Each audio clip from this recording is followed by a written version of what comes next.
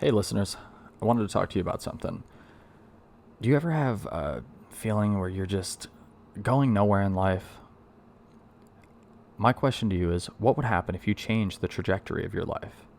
Imagine what your life would be like if you started knocking down your goals, you gained more confidence, and you understood your gifts and how to use them.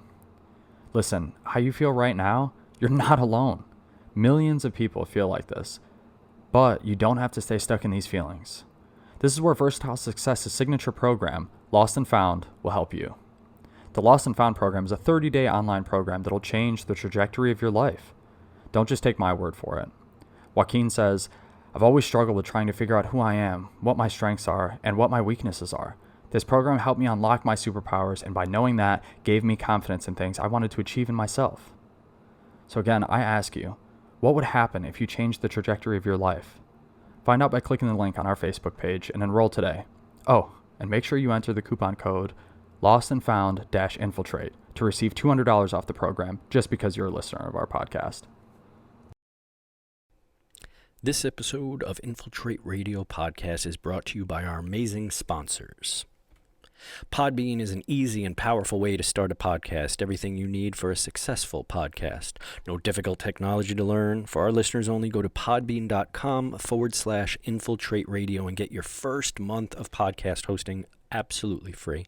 Again, that link is podbean.com/infiltrate radio.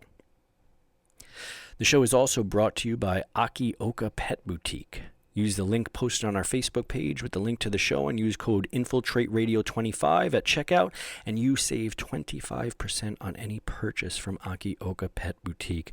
All your pet supplies, toys, etc. So again, go to the link on our Facebook page, click on it, and use code InfiltrateRadio25 at checkout and save 25% on absolutely any purchase. In addition, we'll post the links to any products we talk about during the show, such as the drinks we're enjoying or any other items we mentioned. So if you really want to help us out and support the show and keep us going, click on any of those links we post, and the show gets a portion of the purchases that you make. So you get drinks, you get products, you help to keep the show going, and we get to not be living out on the street. So again, just click on any of the links in on any of our posts that typically go to Amazon or other affiliates. So thank you guys for all your support, and here's another episode.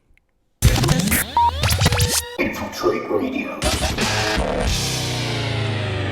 All right, you are listening to Infiltrate Radio, and this is episode number 57. And I'm Patrick Joanne. I'm Biz LeChance. And on the show today, we're celebrating Women's Awareness Month, or International Women's Awareness Month. And so we decided for the end of the month here, for our final guest for International Women's Awareness Month, to bring my girlfriend on, Alexandra Vallario, to make fun of me on the show and and bring the female energy to it. So thanks, Ali, for being on. Yeah, I'm excited. So before we do anything, before we get into what we're going to talk about, which there's a lot I want to talk to you about, Ali, your business, some things to do with some health scenarios and the like. As per usual, we always talk about drinks. And to anyone listening or watching, or I don't know what else you would be doing. What, feeling? If you're feeling the show, if you click on any of the links for the Facebook in the Facebook page or the post that we do for this episode, we get a little bit of pocket change, and I no longer have to tap into my neighbor's electricity in order to heat the house. So I appreciate it if you click on those links, buy any of the drinks we talk about during the show. So the guest always goes first. Allie, what are you drinking? I am drinking Celestial Lemon Zinger tea. Yeah, it's got a little red tint to it. You like that lemon zinger? What's in it? Is it lemon, or it's got something else in it, right?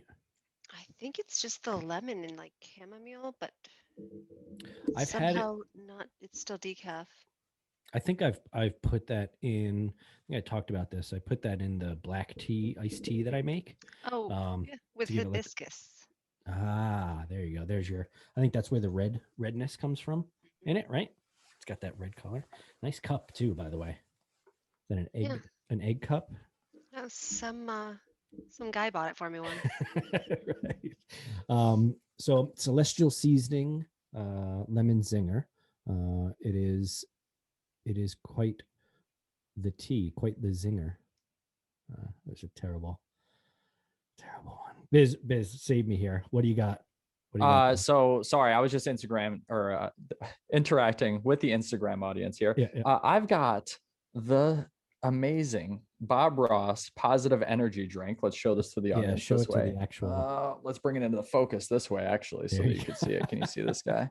I can't tell the difference is- between the guy on the can, Biz, and you. Don't you dare flatter me and say I look like Bob Ross. Stop. What is it exactly? I literally have no idea. I bought this when I bought the Duff, and I didn't want to spoil the surprise, so I just been waiting on it until we started recording again because we took last week off. So what's to try and see. Say again? What's the name of it? Bob Ross what? Positive energy drink. Ah, it's an energy drink. Yeah, That's kind of weird for Bob Ross to be like this. I'm going to be honest with you. I'm pretty sure he was deceased by the time this came out. So I'm going to say he probably didn't fully endorse it. So, here's to that. Right. I hope it tastes like happy little trees. Yeah, but it might also. I'm going to be honest with you. Wow, it's I'm sorry for the ASMR there. I want to say it tastes like nothing. It's like the water of energy drinks. It's like a super smooth tasting. I don't even want to compare it to Red Bull because you don't even taste the flavors that Red Bull has in there. Like it's blue though. Is it? It's like happy. It's the color of a happy little sky. Is it phthalo blue? Anyone? Oh my God. Apparently one of our listeners on Instagram just said that her wife said that it tastes like blue. Or her husband. Good Lord. Does it taste like blue? It is blue. That's the thing. Maybe it does taste like blue. Maybe that's what the trick is, that it tastes like a color. Bob Ross's estate like endorsed that? Like is like trying to they're like profiting off of Bob Ross?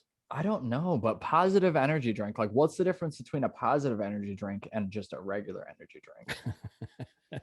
I don't know, but like maybe it's the water in it. It's not all chemicals. It's like positively charged. Well, let's take a look here. In our ingredients, water is the number one ingredient, followed by high fructose corn syrup, which isn't always bad. And then about 67,000 other ingredients, including all the red and blues that everyone hates. So, yep, there's that for you. When they label the blue ingredients, like the colors, do they label them like he would on the show, like his colors? No. And on the back, it's not. I wish they had been like, not recommended for little ones, right. sensitive to caffeine. Like instead, it's just like the standard warning that's like, protect your ass. I also brought a Sunkist strawberry lemonade in case that was awful, but we'll see. We'll see how it goes. Is that carbonated? That thing? So, yeah. It's like it's just like orange soda and all those other drinks. It's just strawberry lemonade. That actually sounds delicious. It is. I once tried to buy a Bob Ross painting, I think on eBay or something. They're actually not expensive. I think for like he made so many. How could they possibly be expensive? Like Bob Ross's paintings probably go for like how many? Find them at your local Goodwill. How many episodes did he do? Oh, so many. I saw a funny joke actually. After they made that Tom Hanks movie, the Mr. Rogers' Neighborhood or whatever it was called. Right. I saw a meme or whatever you want to call it, where it was like, now hear me out. Imagine at the end of the credits, there's a post-credit scene, and it's like the dude from Reading Rainbow, and he's like, I need to talk to you. And it's over his shoulder, there's a guy painting, and he turns, and it's Bob Ross. He's like, about the like PBS initiative or some random joke like that they made. And it was classic. I wish that had happened. I still haven't seen that movie. Is it good? The Mr. Rogers' Neighborhood or Avengers? The Mr. Rogers. Very different movies. No, I have not seen the Mr. Rogers' Neighborhood one either. Although I'm a Tom Hanks fan, my wife is like super bored by him, and almost every movie he's in, like Lauren hates it. So Tom Hanks? Yeah. He's like America's sweetheart. I know. She even said, like, she was like, what's that one movie where he plays like, I don't know. She's like, I don't want to say it wrong, but maybe it's Forrest Gump. Is that Tom Hanks? I was like, it is. Did everyone held their breath in America the day that he got COVID? I know, got the vid. He was like one of the first celebrities to get it too. And Like, it's crazy. your wife was like, "Screw Tom Hanks." No, of I course don't give not. a She would good. never. I don't give a good damn whether or not he's got COVID. No, I'm joking. So I mean, she was probably more worried about the neighbor than him. You know, someone she knows in real life. Yeah, that's true. That's true. Well, hopefully everyone is getting their shots. And I heard just today actually, it opened up to everyone. I think is it 16 plus now or 30 plus? 30 plus. So 30 Well, I saw plus. 30, but I also saw a few people posted that it was 16 plus. So I actually wanted to take the opportunity when we were doing the news segment to deep dive into that a little deeper and see why that's confusing people. We definitely should. I think April, I think I saw something like April something was okay, everyone is now eligible to get it. It was like something like that I saw. So maybe that's where the 16 plus. Well, I saw that May 1st was originally like a hot date for you know, like people like, you know, the younger ages and stuff like that, but then they ended up moving it up. And then again, I saw like conflicting information about whether it was 16 plus or 30 plus. So yeah, I'm thinking that people are confusing like April 16 plus because people under 16 aren't supposed to get it yet. Like it hasn't been approved yet. Right. So I think that's just being confused. So let me get into my drink here, and this is going to be a wild card. So, whoa, okay. Fire cider apple cider vinegar wellness tonic with the mother. So it's got the mother in it. You know, if you ever made vinegar or kombucha, it's got like that. Basically, it's the yeast and all that stuff. By Shire City Herbal. So, this is supposed to be 16 shots of it. I guess I'm not supposed to drink this whole bottle. So, because you can't just crack the bottle open and drink it. It's like portioned. 16 portions in that tiny bottle. Like, I wonder, had you not known and you drank it, you probably would have made yourself so sick. You know, the weird one that I got, I think it was when Melody was on, was a similar kind of like tonic thing. I wonder if that was supposed to be just shots and not, because it's still in the refrigerator. So I don't know if I wasn't really supposed to drink it like it was a drink, but hey. Was the elderberry one? Yeah. Elderberry, whatever it is. So that was the one you tried for that episode. I guess this is supposed to be 16 shots of it. So I'll take, I guess, what would be considered one shot of it. Oh boy. Oh boy.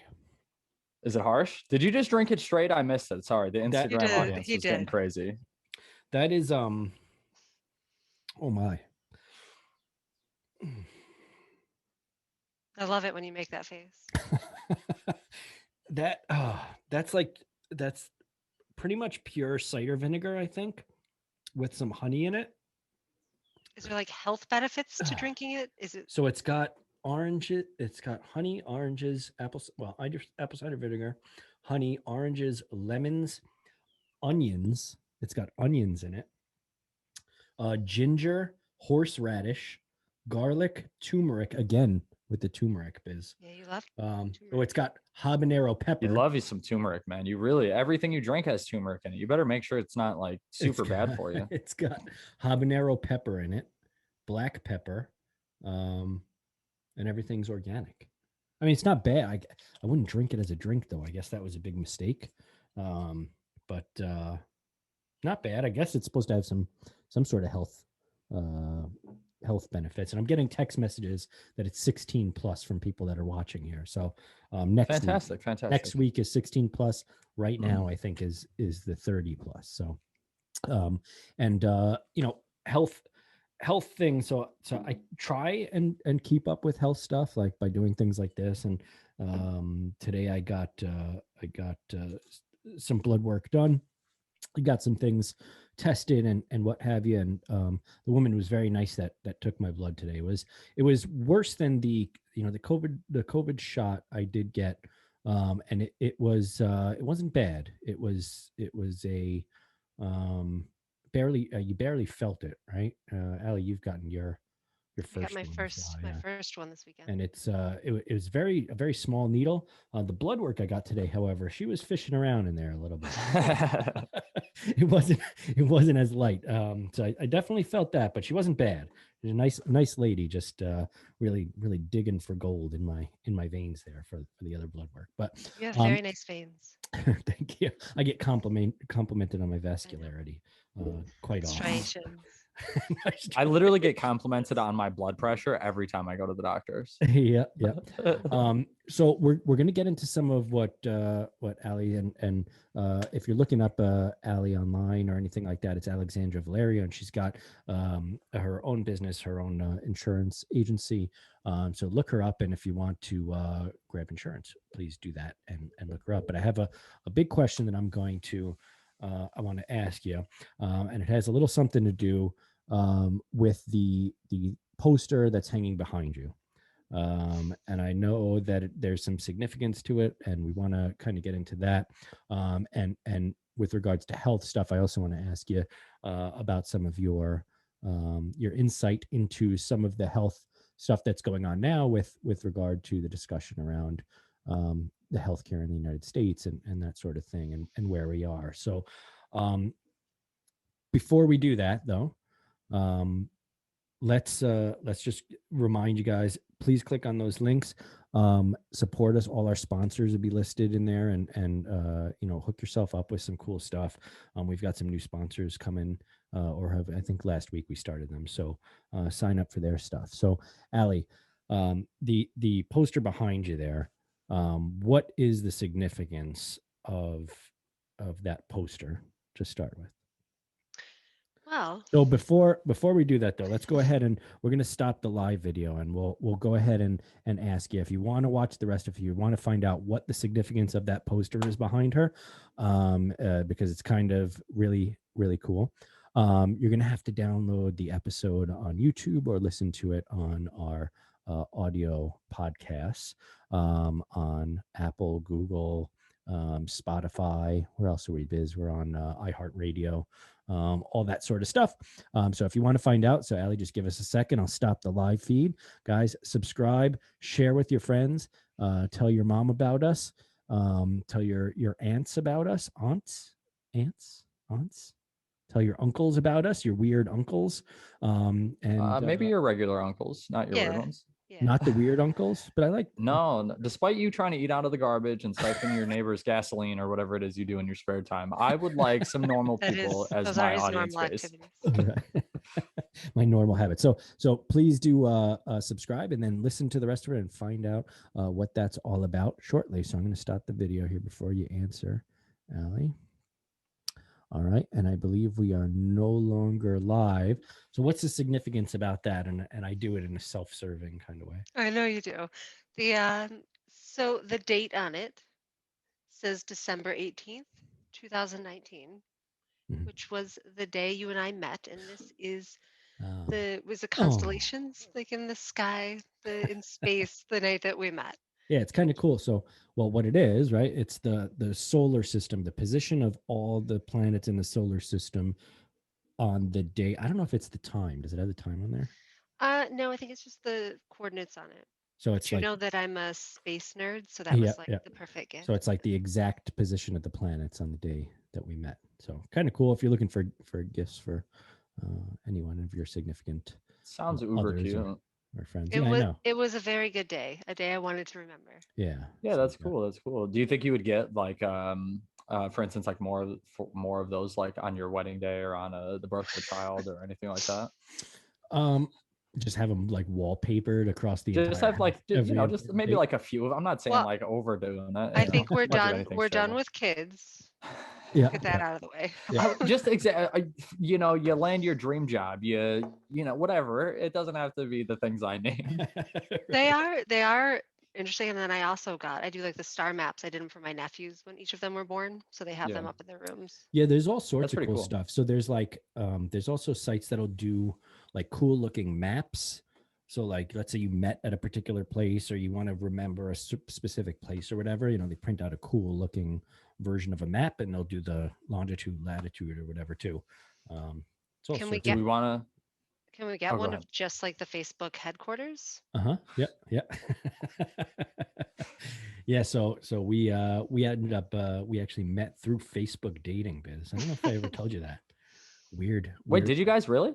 We did, Yeah, yeah. of all the things to meet. I'm gonna be honest with you. I've only heard of that through one other person. I didn't even know that like Facebook had their own like dedicated market They to had dating just until come like out with recently. it Yeah, at the yeah, time. I can imagine because I had only just heard about it definitely after I met you, Allie, and after I had started doing the podcast with Patrick that I had learned about it. Yeah, I mean, I was on like hundreds of different dating apps, right? Just Yeah. He hundreds just and had hundreds. hundreds and hundreds of women all the time. Yeah, just No, flooding, but I can imagine. right. But No, I won him over. right. So, but the Facebook thing, it was like literally, I just try. I was like, yeah, screw it, I'll try it. It's a little weird because like it's tied to your Facebook account. So, No, but um, it's nice because it doesn't anybody you're friends with, they can't see you if they're also on it. So yeah, it's yeah. only people you're not friends with. But so that's how we met. Which we always want to say, Biz, that we want to lie and say we met in some other way, just because it had to do with Facebook. No, But I get it. A friend of mine, well, I can't call him a friend because he's definitely not one. Someone that I knew, they is it sorry, I'm is it Vin specific. is it Vin Diesel? It is. How'd you know? How'd you know it was him? I It's was not like, really a anyway, friend, so me and Vin, we go back and no, no, but yeah, he was like, so me and my girl, we met online. And I was like, oh, that's cool, dude. That's like a pretty modern way most people meet each yeah. other now. He's like, all right, well, like I wasn't gonna tell you, like we met on this app called Plenty of Fish. Like Mhm. I was like, oh, I don't even think I've heard of it. And he was like, yeah, it doesn't have a good reputation, but since I told you we met online and you were cool, I figured you probably didn't know shit about it. You've been married like Yeah, yeah. 15 years or some shit. So like I think that's he what was that willing to tell me about it, isn't. but That what that it was weird. I think that's what that app is for. Actually, I think isn't Plenty of Fish supposed to be like for married people that are like No, it's looking just to it's No, like no, no. free dating, but it's like I too many people on it and I you think get what like happened. creepy. too many Yeah, I people. think well, also what Too happened. many What was the family that had the show on whatever, like 19 Kids and Counting, 20 Kids and whatever that show was called. I think that's what it was called, like 19 kids. Yeah, it was something No, like that. But it was the their Dugars. yeah, the Dugars. There you go. Their one of their like older sons that was married and had kids like was found like on the site like messing around. So that's probably what gave you probably heard those headlines inadvertently, and that's what gave you the it's a Huh. site for married people trying to mess Right, around right. sort of vibe. No, you know what it is? It's there's Rover's Morning Glory, that radio Yeah, show. So yeah. there's the guy Jeffrey, the weirdo guy, that his wife was apparently on there, like taking guys home. So they talk about it all the time. I think that's why I associate it. Interesting, Yeah, interesting. he's still married to her or whatever. And they did this whole bit on the radio show where they make him like go, like they set up a profile, had his wife like engage with the Plenty of Fish profile. One of the fans of the show went over there, and then they ended up like having him go over there while the fan of the show, Why? and like bust Not her during not the show. Yeah. not for anything, but like, what do you are you a fan of Rover himself? Like his personality, you're saying, on the show? I would I say like his take on things, because I would assume that the personality is somewhat staged for the sake of yeah. entertainment, but his take on things I find most of the time seem to be like more or less like arrogant for the most part, just Yeah. like because he's lived his life in a certain way, his perception, obviously his opinion and everything like that seems to be so biased that it's like I don't want to hear you guys arguing on the radio. Like a debate is one thing, but like, you know what I mean? He's like Well, more or less like just shuts down and is like, no. yeah, I think that what he does, people kind of say that, oh, it's scripted. I don't think that's the case. I think what they do is they have like their topics Yeah. set ahead of time, and then they say, okay, I'm going to take this side of the argument, and then you Yeah, take this side of the argument, because for sure. they have the other guy Dieter or whatever that's on the show that supposed to be like the stupid guy, stupid jock or whatever. But Mhm. you can almost tell sometimes that he's taking a side of the argument that's not really Well, it's what the Yeah, same like thing what in debates like in school. That's what you had to do was they just gave you this is going to be your stance and you have to argue it. right. That I actually was never on a debate team, but same sort of thing kind of happens to me is that like when it comes down to it, I could argue almost any side of anything, and that I like to be informed to a degree where I could technically argue either side, and then you know what I mean? Like it's hard because sometimes when someone comes to you for advice and you like are always kind of one-sided about things, and they come to you advice and you play devil's advocate to them, they're like, well, this is just, they get all Yeah. pissed off because Well, it can you're, be mistaken too sometimes. Like if you have that type of personality where you're like, okay, well, you almost approach it taking the point of view where you don't that's not necessarily your point of view, but you feel you need to cover that other point of view because you want to like steel man the argument before yeah, man, the best argue, offense is a good defense. You right? got to So you got to like know what you're up against. like you want to understand fully why the other person believes, and like you don't want to just say, oh, they just believe that because they're stupid and evil, and that's why they believe it. Like a lot It's of an easy times there's cop out for people, right, but there's yeah. some meaning behind why they believe what they believe, and to like take their side of it so that you understand, so that when you're either trying to convince them otherwise, or at least you have a point of view, like I understand why they have that, that stance on a topic or whatever. Is that why you like Right, to right. debate so often? Yes, yeah. Are you me or him? Oh. Ali, are you that way too, Biz? Ali and I have So often debated about I it. mean, when it comes to certain things, like I'm willing to debate because of the fact, like that's what I'm saying. It's certain topics with certain people I'm willing to debate, and a lot of times I kind of am willing to debate things that we're on the same side about, because I like to, I guess you could say, like in a controlled situation, either A, see how you do react when people don't agree with you, or B, just kind of like, again, in a safe environment, test the theories of like, okay, well, why do you think this way, and why is it that we're both on the same page? Like, you know what I mean? Like, I'm always for kind of like reassessing what you know and what you think. You kind of got to like always re-research your life. Things you learn when you're a kid, you learn pretty early on like that's wrong, or it was And biased the way you learned it, so you need to learn it, and relearn it, every things couple of years. things change as you move forward in life too, and or as you just For move, sure. you gain more experiences. That's why people tell you to travel to see other points of view, and similarly, like for instance, if you work for someone else your entire life, right? Like you work for a company and you're constant like, why is the person in charge or the owner make these stupid decisions, right? They're just, I can't believe they make Never it, the right ones. right. Yeah. Right, they're never right, and it's just because they're dumb and evil and want to oppress me as their employee, right? Of um, course. Yeah. but then once you get into a position of leadership, let's say at a company, or you own your own company, or you are in charge of a project. I think we talked about that with Melody a little bit too, like being the director, seeing it Yeah. from that point of view. Is it changes the way that you look at it when you get into a team. I think having been in positions of leadership and having to lead people and overcome their objections, it ends up teaching you how to almost be a better, I don't want to say follower, but a better team member that isn't Yeah. the leader, right? When you get on a team. And the reason I bring that up is because, Ali, of course, you just opened um, your own business. So why don't you kind of talk about that a little bit and how that came to be, I guess, or where you're at, how what your journey was to there, and then maybe how things have kind of changed, from your point of view as a business owner now. They definitely have. Yeah, I worked for the agent that had it before for about 6 years, and he was retiring. He had a baby. They went through stuff. You actually had him on the podcast before, Dave Hmm. Williams. Yep. So he was getting rid of. He had four of them, and I bought one of the bigger ones.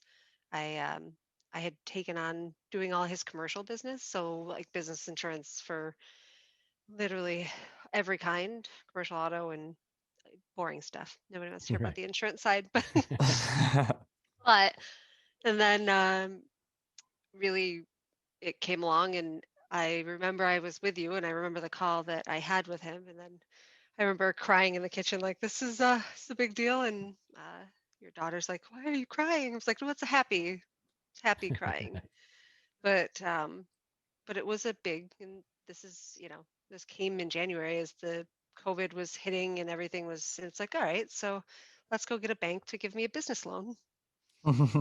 Yeah, and what's crazy about it is that you started this whole thing in right at the start of COVID. I mean, I was just getting out of owning a business at that point, and then you were you were getting into But you were owning a very business. supportive. You A gave a lot perfect of support. transition, though.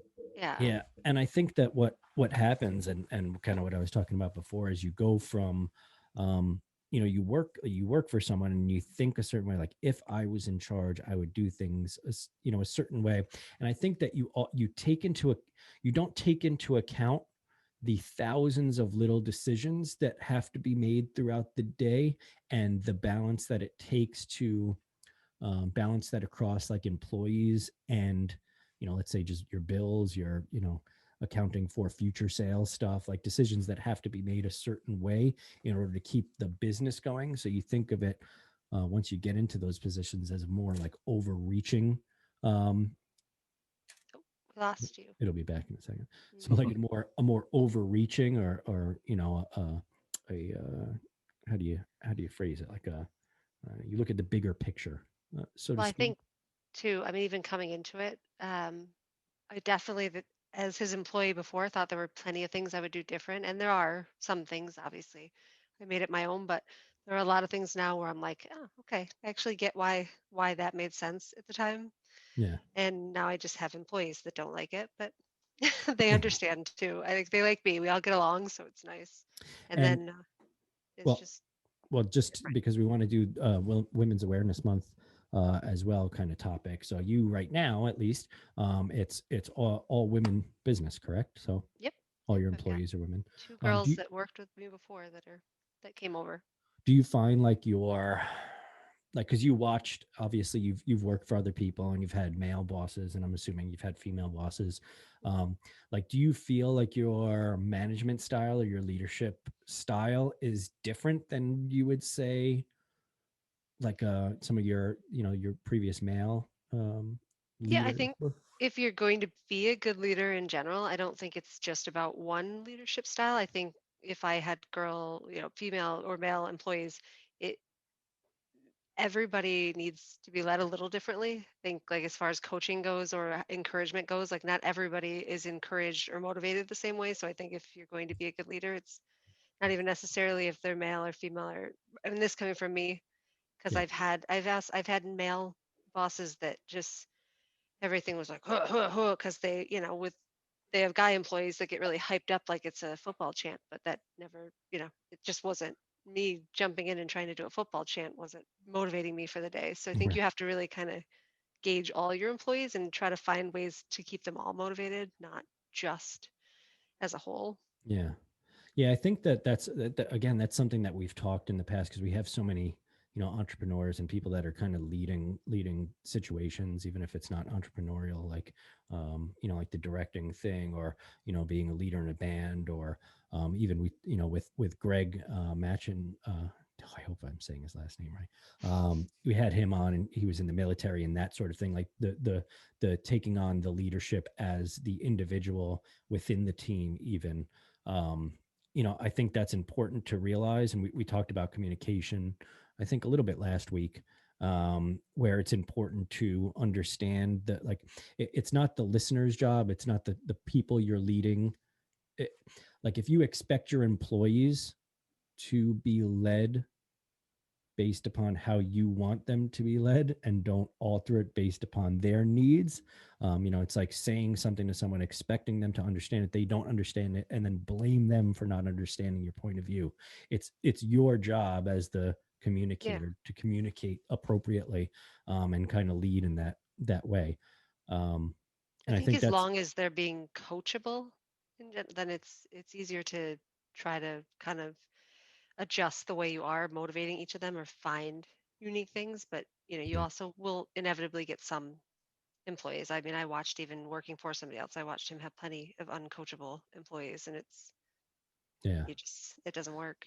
I think that comes in time too. I think over time you become, especially if it's a project, or you're really proud of something, um you're doing. I think even when I just think, being young, it's difficult to take feedback, um in a positive way, I guess, or in a way that you can take and implement. Like, even now, sometimes I catch myself, if I'm getting feedback from someone, whatever it may be, even if it's, like owning the bar. um you would get comments on, like, let's say Yelp or on your Facebook or your Google reviews or things like that, right? Yeah, yeah. And I found it helpful, even if they were terrible reviews. And I'll touch base with you, Biz, because you put up something the other day that on your Instagram that's relatable to this. But, like, you take that little bit of feedback, and you can get mad about it. Why is this person being so picky or this or that? Or you can take it and then think about, all right, maybe they've got some points here and maybe I can use it as something I can improve upon. But I still feel myself, even at 40 years old. You see, I slipped both those things, Biz. The bar. I 40 did. years old, Yeah. right into like one sentence. I noticed you didn't curb and say, like, oh, you see how I brought him up, but then we went and ruined it, Patrick. So You went and ruined it. But, like, I find even now, getting a little, like, emotionally invested when someone's giving feedback, even though it's not, I've got to not take it personally. I've got to say, okay, what can I bring out of, out of that that's valuable, and use it to get better. But I find myself even now, taking some things to heart when I shouldn't. And the reason I say, Biz, you have an example of that, because I saw your Instagram post about the one, was it a thumbs down or something on a, Oh, yeah. what was So, all right. So as I told you back, I think when we had Mel as a guest, I was preparing to release my, like, first short film that I had directed, acted, and written, like, all concurrently. And I got, like, a pretty good response. I think when I posted the video that you're referencing, I think it had, like, about 6,000 views. We're up to almost 9,000 now. It's like 8,800 something, but it had, like, maybe 250 likes and one dislike.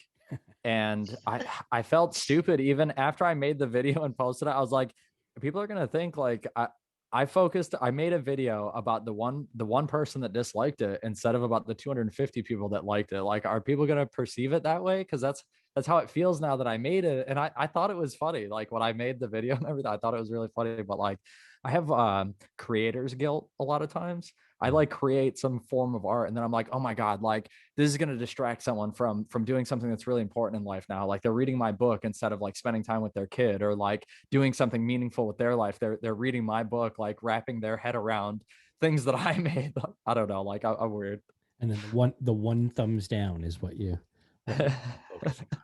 I mean, that's what tends to happen, Ali, right? Like, if you get feedback on something, the one person that doesn't like it, or the one, I don't I don't know. I don't I even tend to know that it's focus on that. I think it's just that, like, when someone doesn't like it, that's fine. But when someone's willing to say they don't like it, like, it, like, you know what I Right. mean? Like, it takes that much more dislike or distaste for something, that you feel the need to log your complaint. Just like you said, it's one thing to walk out of, the cidery. Oh man, that guy Patrick was an asshole. I'm never coming here again. It's completely different to carry that rage in the car with you on your way home, say goodbye to the babysitter, put your kids to bed.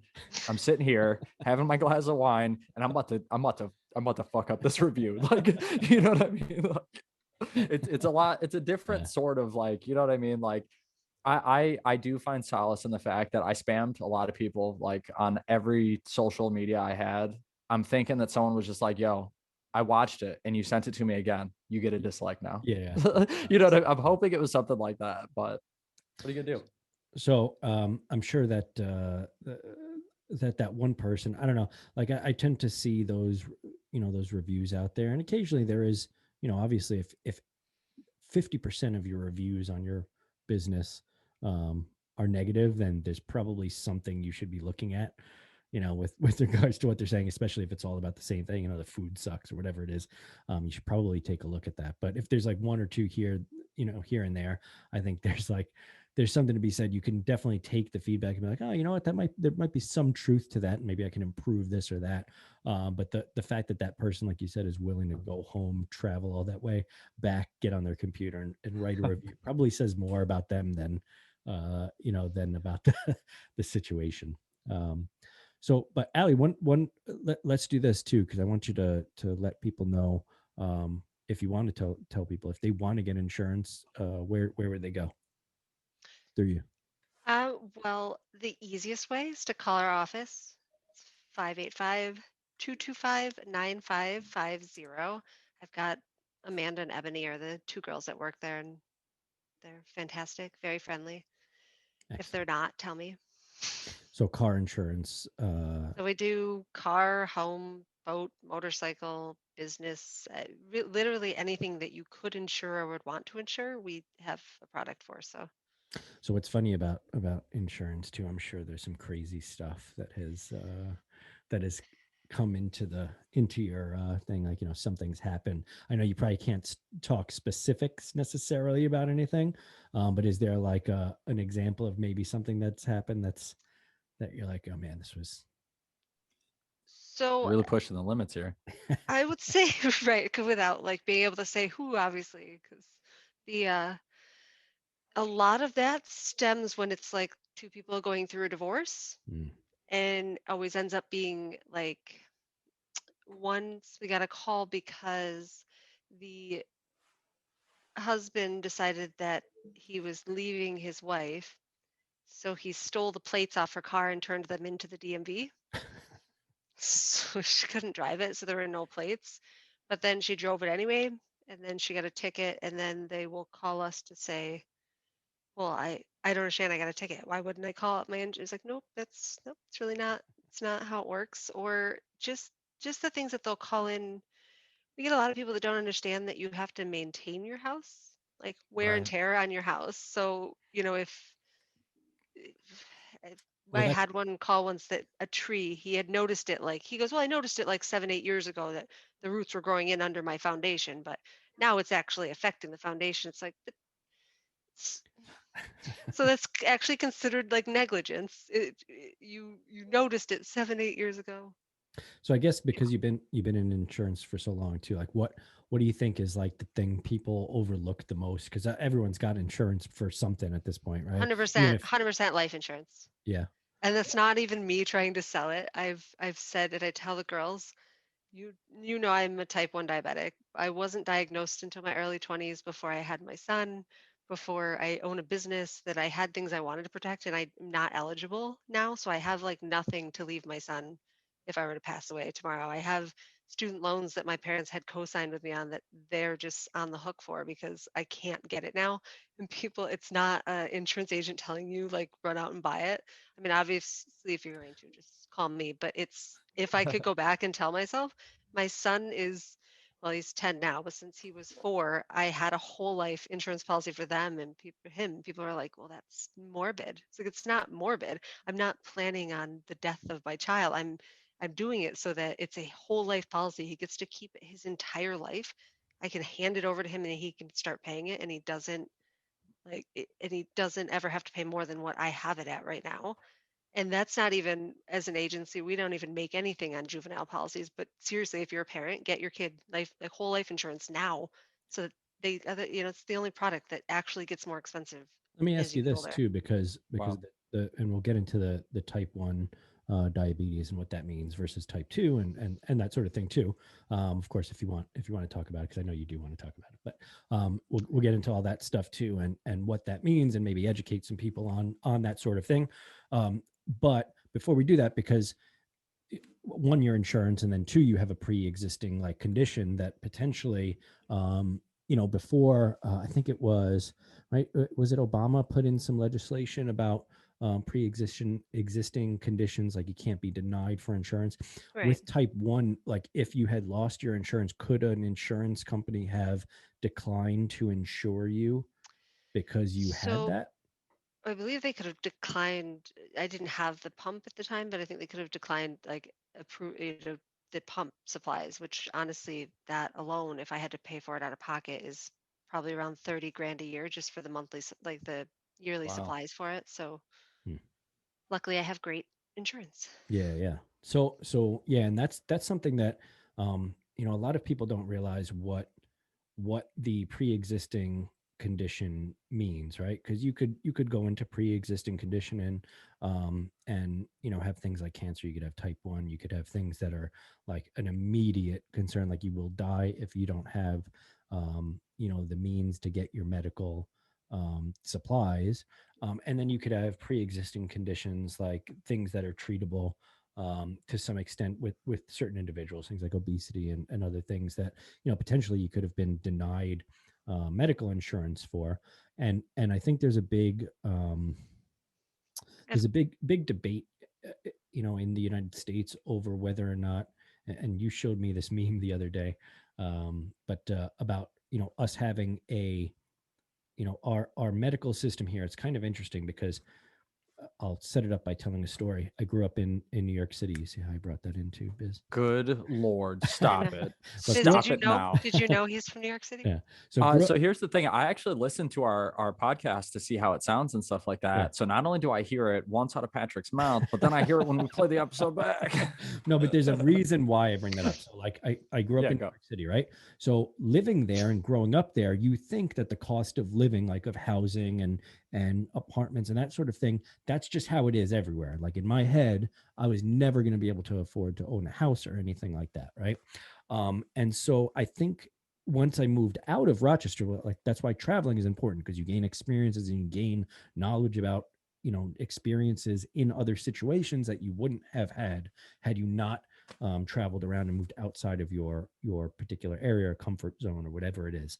And so when I moved upstate New York, I realized, holy shit, like you can actually afford to get a house, and people can, you can afford an apartment that isn't filled with roaches and in the middle of friggin' nowhere, and it changes your point of view. And I think there's this thing in the United States where, okay, because of the competition of capitalism, I think we've got some very, very talented doctors and people in the medical profession because of the competitive nature of it.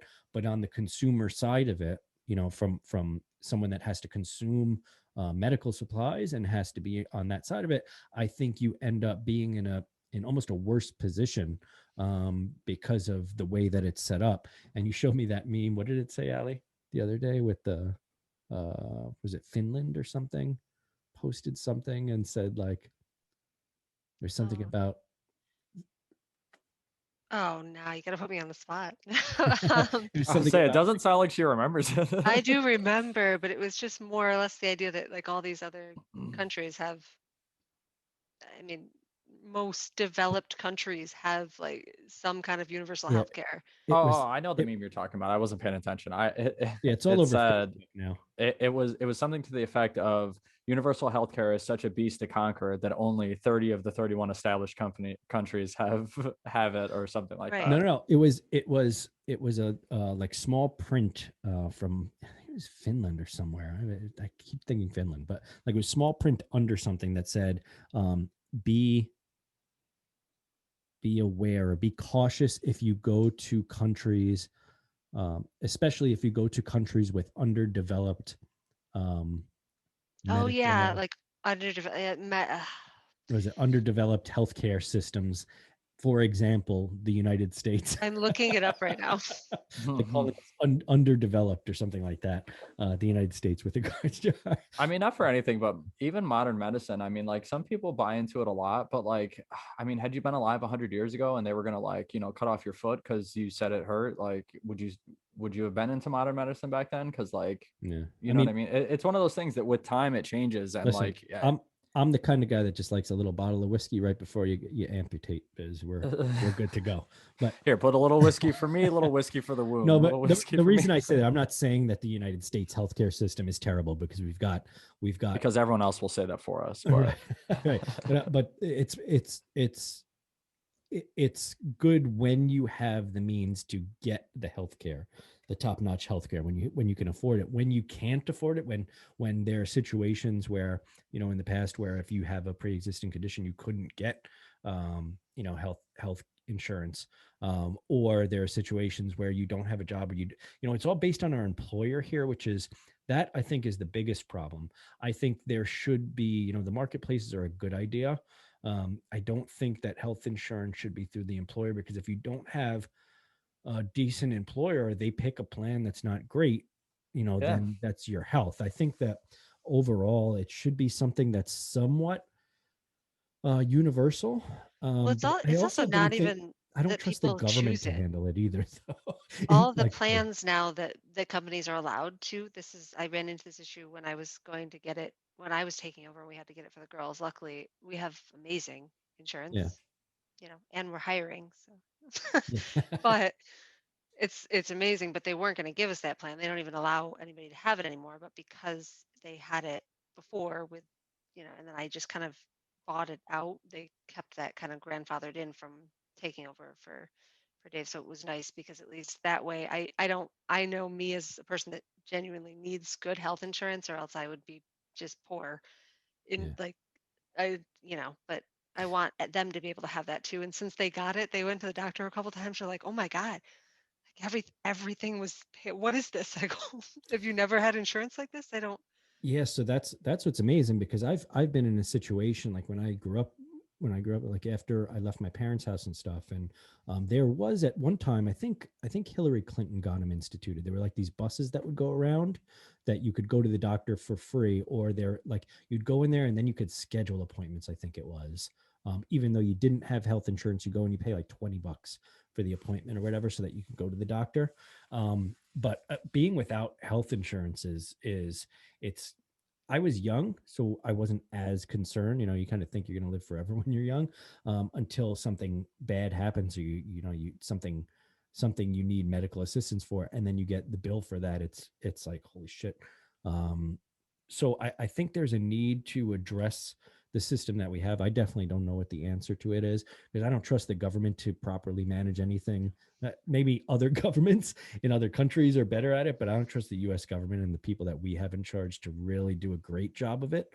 But there needs to be some sort of a safety net for people where they don't have to like choose between paying rent or going to the doctor, or choose between buying food or getting medicine, like that sort of thing. Well, yeah, I mean, I was gonna say I've brought this up on the show before, but like it's really unfortunate that like if you're poor and you get some sort of illness and you have insurance, well, the insurance will cover it, but they won't cover the top of the line implant you need. They'll get this one that is, rated C out of, the alphabet. And it's like it's not always great that, just because of your social class, really it dictates kind of the medical care that you're even capable of getting Yeah. based on, what's available to you. Like I don't think that a universal healthcare system necessarily would fix all of that, but it would make it less of like a monetary gain. You know what I mean? Like most doctors now, they don't necessarily even think about the Hippocratic oath. They think more about the fact that like,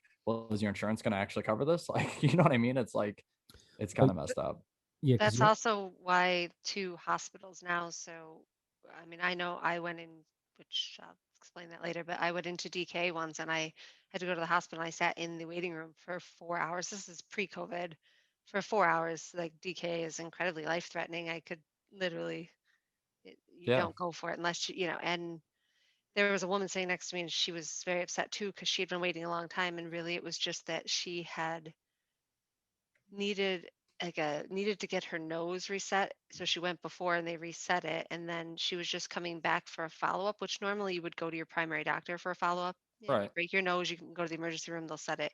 You would go to but she didn't have health insurance. So mm, instead she's taking up space in an emergency room that should be for people that and I feel for her because she does, if you don't have health Yeah. insurance, What are you you can't going get to a do? Right. primary doctor.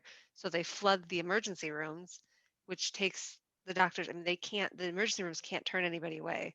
So they flood it, and then you have people that really need to be there. And unless you're like a gunshot wound or a heart attack, you're going to just Right. sit there, you know? Well, I think also that like it kind of rings in a little bit on the education system as well, because like because so many people rely on the education system so much to teach so much of everything. Parents think that teaching your kids about taxes, about how to manage money, about how to do things that the schools don't teach, well, the schools should be teaching it. Well, now we have like 2 3 generations worth of people that don't know how to do jack shit now because everyone's passing the buck. Like, you know what I mean? It's one of those things too that like we should be teaching people how to make a doctor's appointment, the difference between needing an ER versus needing an ambulance versus needing a doctor's office. You know what I mean? Like that isn't But the stressed people enough, I without guess you could say. health insurance, they can't go to a doctor's office. So Exactly. instead, Exactly. they get a cold, then they're just like, Oh, I think they I go might have strep. I'm going to go to the emergency so room. they go to the ER, right, and then they're spreading it around when And they're had taking we up,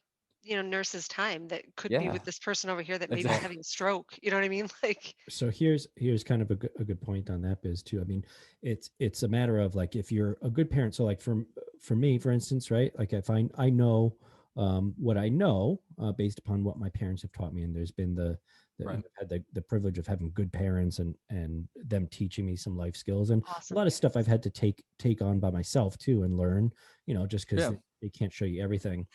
And I wholeheartedly agree that we should include in the educational system some of those life skills, like teach them as you go along, taxes, Yeah. let's say, medical care, how to go about, I don't know, even like, I guess it used to be kind of home ec, like kind of a home ec That's what I was Yeah, class. just we going to talked say. I about this think it's before like on the home ec. show is And, that make, yeah, and wait, hold on. we So talked about how brief it is that you so have home ec in making school. making your bed, let's say, or taking cleaning up after yourself, maybe cooking something basic like eggs, pasta, like stuff for Yeah. yourself, so when you get into college, you know how to do some basic stuff. And it's I think it's a pipe dream to think that parents will take on that responsibility, because there are a lot of forgive me for this, but not great parents out there that For sure. frankly don't put their kids into positions that are advantageous, and in the end, it ends up putting more of a drain on society as a whole, that we're not trying to make up for those for those shortfalls in parenting. So I think that should be something. I think we should have at least 1 hour a day, let's say, during school, where those type of skills are taught. And call it whatever you want. If you want to call it, home economics is good, because then it's got like the economics part, Right. and it's got some home stuff, and you teach all of that. It's not necessarily, baking cookies, but you Right. learn how They to, used to just do the baking cookies and like sewing, learning how to sew. I some don't need to, I basic can learn how stuff. to sew on my own time, make a Well, hobby. I but think not even even like I sewing think is a necessity. But I sewing don't and think it's, cooking. But again, sewing and cooking, those are like I guess that also comes down to the teacher. You know what I mean? If the curriculum says you have to teach 4 dishes in the class, and the teacher is like, okay, well, we're going to do that around the holidays, so I could teach them how to make holiday cookies, some Jewish meal, Right. a meal for the, you know what I mean? They're trying like to wrap it all into like a bigger lesson plan. I think that does happen where you get like I took home ec from what I remember 1 year back at Monroe Middle School in Rochester, New York, and they like I remember 2 or 3 of the lessons, and they were all cooking lessons, and we made like rice cakes and like just not practical things. You don't learn like Yeah. to me, home ec should be about learning that there's a universal time that water takes to boil at a high temperature. There's a universal time that pasta takes to cook. There's things like when you put sodium into water, it helps it to boil fast. Like or not. You know what I mean? Like there's wives' tales that could be, Mhm. completely decimated, and even information gathered through a class that actually teaches you useful information rather than, And I oh think yeah, you'll also learn that. some level of social, like social adaptation. I don't know if that's necessarily the word, but like emphasizing, I mean, I guess just going to school does this in a way, but I mean, like, in a general sense, when you get out into the workforce, you get out into the world, like being on time for things, the importance of that, why you would do that, how to interview, how to Yeah, have and I conversations with people, like even have, one class dedicated to, I don't know, just starting conversation, basic conversation. And, or like all could the be classes we networking or take whatever. in college, why isn't there a business class you could take in high school? Why can't you take a business class in middle school through high school, so that when you're 18 ready to step into the world, you've got all this business knowledge? Like why do we want to keep that from someone that's young, other than to be like, oh well, you're going to get that in college, and to get into college there's a $250,000 entrance fee to get it, to what you need. So but like go Go ahead. ahead. no, I think also teachers, because the curriculum that is like the state's deciding what, so they have to fit in like what the state, and that's the problem is the state's telling them. I get it. I did the Regents exams and did all that. I Same, yeah. understand they're it, right. There are, and by my senior year, I just took college classes because they would offer, what I mean, you could take like the Yeah, prerequisite ones, but like APs and stuff, yeah. right. But then they have, I mean, I have multiple family members that are either retired teachers or still teachers, and they're given this curriculum and they have to fit all of that in, and then it makes it really hard.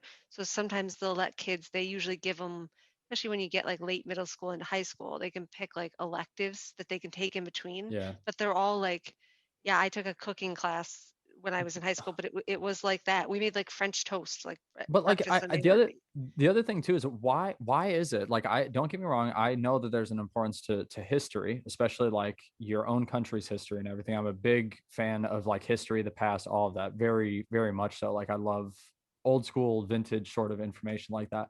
But why do we spend so much time in school going over the dates of things that are literally in books and on the internet that we don't need to memorize that information? We don't need to know what year and exact day World War II started. We don't need to know the date of this and that necessarily on such a Well, drilled in basis that it's this covered to the Because extent that it is. the state says they have to. yeah, That's the because Right, problem. exactly. I it get it. needs to Yeah. be assessed and put on a graph somehow, and Well, the that's easiest what way I to mean. do that You is could teach yeah, someone how to cook and then have a test yeah, cooking. You know what I and mean? Or a what's paper funny test cooking. what's funny about it too is I think that thing that Oh, has it's all right, the thing that has the biggest there you go. impact on society is people not being able to kind of hold their own and not having the skills that are necessary to be in a Exactly. bigger society, more so than not, someone's inability to, let's say, memorize dates or Yeah. have read certain books. So you can, I think you can end up, because ultimately it's going to be about money. It's going to be about numbers for, okay, how are we in relation to other countries? America wants to be number one in everything, so how do we relate in terms of numbers? And those things get fudged to make us look better than we are in the education system. And it goes back to, again, what I was saying was healthcare should be universal. I don't know if I trust the government to be the ones that really Yeah, I agree. I control it, agree. because they haven't done a lot of things well. And I do want to get back to, because you talked about decay, Ali. So let's get into that. And what I will do is me and Biz will kind of shut up a little bit, and if you can discuss or just go over kind of what what I guess. You know me well. I can go over it. Yeah. Yeah, so like how you discovered, one, that you had type 1, because I think it's important, because I think you kind of stumbled into it, or not stumbled into it, like it was like you had to really push to get a diagnosis on it, when it probably should have been recognized earlier that you had it. Yeah. And then two, I guess some of the, we'll get into some of the minutia of, like, insulin costs and that sort of thing, and what the struggles are of having something like type 1. um, so I guess, how did you discover that So you had it, I guess I was still living in South Carolina at the time, and my ex-husband, he was a type 2 diabetic, and I did get gestational diabetes, which they thought was odd while I was pregnant, but with my son. So I was about 23, and then I'd had him, and then the doctor, they take your blood levels after gestational, and they kept saying your blood levels are off. And because I was in my early 20s, and they assumed for it to be type 1 diabetes, and they do a lot of the time, they get it as children, very young children. And it's not a lot known about it by general practitioners. So inevitable. That's why if they ever tell you not to look out for that. But they said you got it in your 20s, you're a type 2 diabetic, which, okay, I knew my ex-husband at the time, he would take 2 medications a day, and you just have to watch what you eat. So I started doing that. I tried to exercise. I know everything for type 2 diabetes, which is what 95% of diabetics are. That's what it is. It can be corrected. I mean, diet, exercise. Now, obviously, family and genetic factors make that harder for some people, but it's typically, that's the diabetes everybody kind of, the diabetes, like the commercials, that's what that was for, is type 2 diabetes, which there are medications, and diet and exercise can potentially cure that. But I started having lows where I couldn't stand up. My highs were astronomically high and wouldn't come down. The medicine was doing nothing. It was 2 years of me literally ending up in the hospital, like, I mean, almost every month. It was just awful. And the doctor kept saying, no, no, no, because you're in your early 20s, so it has to be type 2. And I remember walking into the doctor's office one day, and this is after like the millionth time in the hospital. And I walked in, and the doctor wasn't in there yet. It was her nurse practitioner. And I looked at her and I said, I am not leaving here. I will not leave this doctor's office until you tell me what's wrong. I was like, at the time he was still I said, my husband is type 2. He doesn't have lows like this. He's not ending up in like the medicine is not working. Something else is wrong. And I explained like the lows, and the nurse practitioner goes, so did they ever test you for type 1? And I was like, no, I've been begging, like something was wrong. And she said her daughter was a type 1, and she talked them into doing it. And they were like, oh, yeah, by the way, you're a type 1 diabetic. I was like, oh, which is a very different disease. There is no cure for it. It's not, it's not, people are like, oh, did you eat too much sugar when you were little? It's like, nope, it has nothing to do with anything I did. It's an autoimmune disease. My pancreas does not work. My body thought my beta cells were a foreign object, and it just killed them. It just there was nothing I could have done to So change it. can you explain that a little bit more? So what exactly is So like in your type 1? body, if you eat a meal, you both have normal, you don't have type 1 or type 2. If you eat a meal, your pancreas is the second your stomach starts digesting it, it knows, and for 2 hours, your pancreas will release enough insulin to cover it so that you don't have these higher. Blood But sugar, right? blood sugars, right? So you have those little beta cells, and what it does is it pancreas gives the insulin to the beta cells, and the beta cells will take that insulin to all your organs, to your liver and your brain, and it puts it throughout your body, distributes it, and then helps dissipate the extra. In my body, if I eat anything with carbs, sugar, any it, I need an insulin injection, or I have my I You're can not never just get trying to you're not just trying trust. to titillate us there with your Yeah, my right. That's trusty your pump. insulin pump. Right? Then that does it for me. So what your pancreas does is when you start eating, it knows how much insulin. My body can't produce it, or even if it could, it doesn't know what to do with it because I don't have the beta cells. So I have to give myself synthetic insulin, which is So super fun. what happens with type 2 diabetes is people become insulin resistant, and Right. And so a lot of times because of a poor diet or lack of exercise, and genetics play a factor in some of and that too. But what's interesting, I was actually watching something today on a YouTube video about the effects of because like hypothyroidism and what some of the studies around what that entails and all the different things around. And one of them is you have people that have hypothyroidism tend to have insulin Wow. resistance, and so when you eat, you like it's important, like if you have something like hypothyroidism, I'm not talking about type 1, but to mitigate your insulin, like how often insulin is being released into your system, so cutting the amount of time you eat in between, so allowing your body to not have a bunch of insulin constantly. So eating a bunch of small meals is bad, right? Eat a meal, right. give yourself time in between to actually not have food and have no insulin being released. And things like intermittent fasting and stuff can actually help with that, because it allows your body to not have insulin constantly there. And so I think what the reason why type 2 diabetics end up building up an insulin resistance is because you're constantly taking in carbohydrates and sugars, so your body is constantly releasing insulin until the point where it's like it's no longer effective. The Well, insulin being released is and not. it's why some people become type 2 Yeah, because, okay, like both of you, you're not. And if you eat, your body's going to do the same. But if you go out and eat 2 whole garbage plates, likely your pancreas is only going to release insulin for 2 hours. And for likely that's those. probably not enough insulin to cover 2 garbage plates, which means you have all this excess. Yeah, And like a lot of people end up with the type 2, it's they let that sit in there. They ate more than what their pancreas was going to release. And then and you're just, for those It's listening crazy that you outside said of, hold on, hypothyroidism too. without yeah, for people you outside have of the hypothyroid. outside of Rochester, New York, Oh yeah, a garbage garbage plates. plate is what is it? It's like home fries. It's got Like mac salad, home fries, and either burgers or hot dogs, and then they pour that meat sauce all over it. But it's like a so big it's a big pile of. pile of food. Yeah. On a plate. All right, sorry, Biz. What were you gonna say? I would say it's funny that you mentioned hypothyroidism because pretty much like almost everyone in my life has that except for me. Me and my older daughter don't have it, but my mom has a form of autoimmune disorder called Hashimoto's that causes like your thyroid. My younger daughter, who's like 5, just got diagnosed with hypothyroidism, and my wife has hypothyroidism. So it's a very common I have it.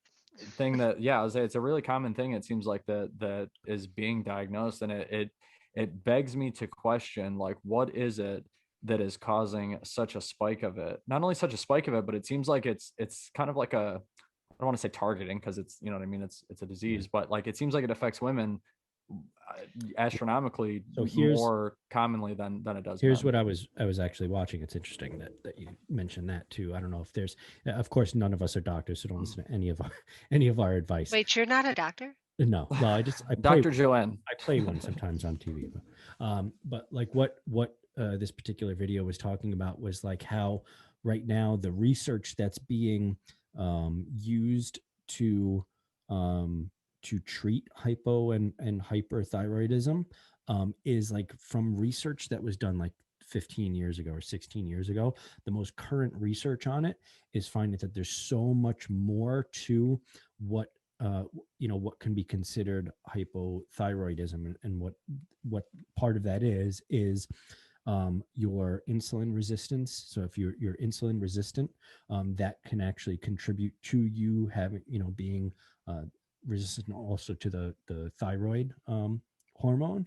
And then in addition, things like your testosterone levels and estrogen levels can actually, so if your testosterone levels are low, that can actually affect it as well. Like it's basically a combination of factors. So even if you just the normal blood test for hypothyroidism won't necessarily tell you that you have it, because what they're testing for is the amount of the thyroid hormone in your blood.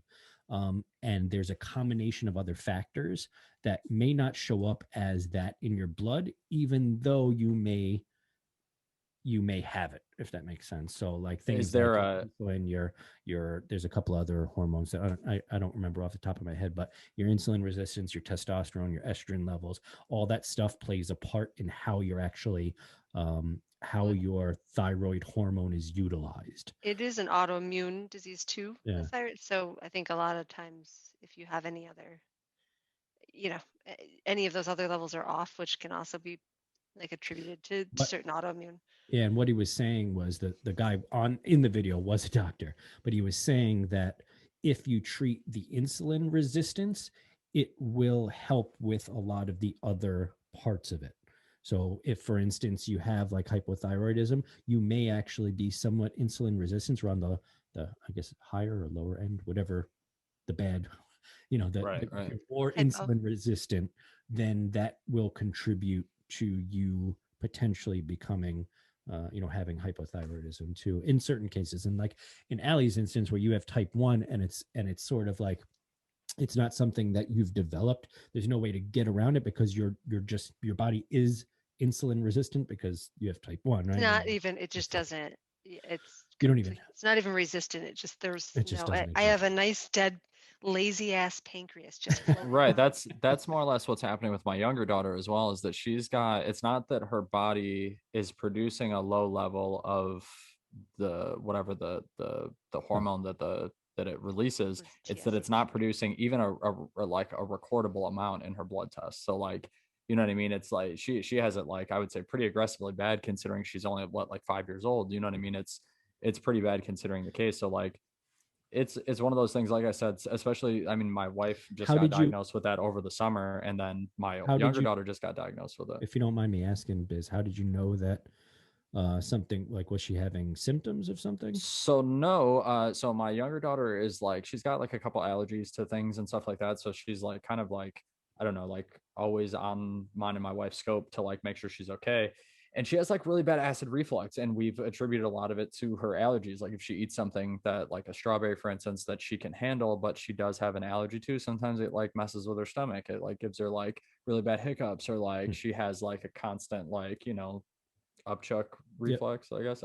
So like so like my wife wanted to figure that out, and she was like, well, let's find her a gastro doctor. So we went through the necessary channels through like her like PCP and everything, and got referred to a gastro person.